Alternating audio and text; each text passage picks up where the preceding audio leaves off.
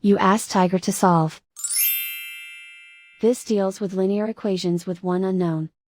The final result is m equals -1/2. Let's solve it step by step. Simplify the expression. Expand the parentheses.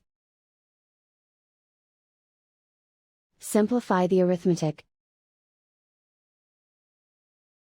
Group like terms. Combine like terms. Group all constants on the right side of the equation.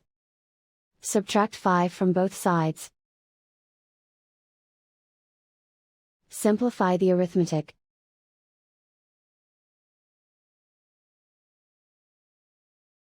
Isolate the m.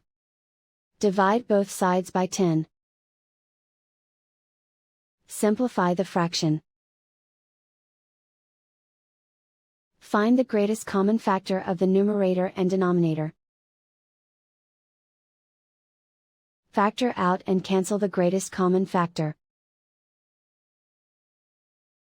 And so the final result is m equals -1/2.